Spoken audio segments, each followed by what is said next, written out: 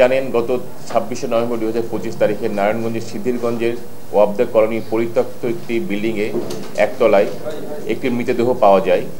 এই সংক্রান্তে মৃতের বাবা নূর মোহাম্মদ সিদ্ধিরগঞ্জ থানায় বাদী হয়ে একটি অজ্ঞাতনামা আসামির বিরুদ্ধে একটি হত্যা মামলা দায়ের করেন।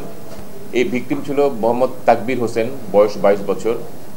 তাকবীর হোসেন তার আগের দিন অর্থাৎ 25শে নভেম্বর বাসা থেকে বের হয়ে যায় সন্ধ্যার সময়।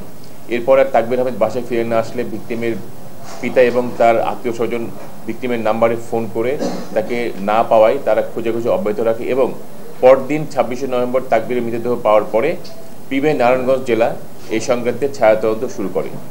ছায়াতদন্তের এক পর্যায়ে আমরা এই হত্যাকাণ্ডে জড়িত যারা ছিল তাদেরকে আমরা শনাক্ত করতে সক্ষম হই এবং মামলাটি পিবিআইয়ের শিডিউলভুক্ত হয়ে আমরা 27 তারিখে এই মামলাটি আমরা অধিগ্রহণ করি এবং পিবিআই নারায়ণগঞ্জের এসআই রিয়াজউদ্দিন রনিকে আমরা এই মামলাটির তদন্তকারী কর্মকর্তা নিয়োগ করি এবং এসআই রিয়াজউদ্দিন রনি তথ্য প্রযুক্তি বিশ্লেষণ এবং গোপন তদন্তের ভিত্তিতে এই তাকবীর আহমেদকে হত্যাকাণ্ডের সঙ্গে জড়িত 2 জন আসামির একজন নতুন এবং ফিরে আসা গ্রাহকদের জন্য নগদে চলছে ক্যাশব্যাক সহ প্রতিদিন হাজারো উপহার জেতার সুযোগ। হবে আশা আর ফেরা, সারপ্রাইজ সেরা। মোহাম্মদ হারুন তাকে লাঙ্গলবন্দ এলাকা থেকে তাকে গ্রেফতার করে এবং আসামি মোহাম্মদ হারুনের দেয়া তথ্য মতে তার অপর সহযোগী মোহাম্মদ রফিকুলকে সিদ্ধিরগঞ্জের ওয়াবদা কলোনির মোড় থেকে তাকে গ্রেফতার করে।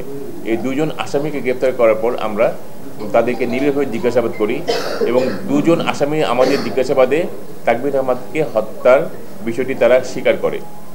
মূলত তাকবীর আহমেদ এবং আসামি মোহাম্মদ হারুন ও আসামি মোহাম্মদ রফিকুল ইসলাম তারা একসঙ্গে চলাফেরা করতো এবং তারা মাদক সেবন করত। এই মাদক সেবন করতো এবং একই সঙ্গে আসামি মোহাম্মদ হারুন এবং তাকবীর হোসেন তারা অনলাইনে মোবাইলে জুয়া খেলতো।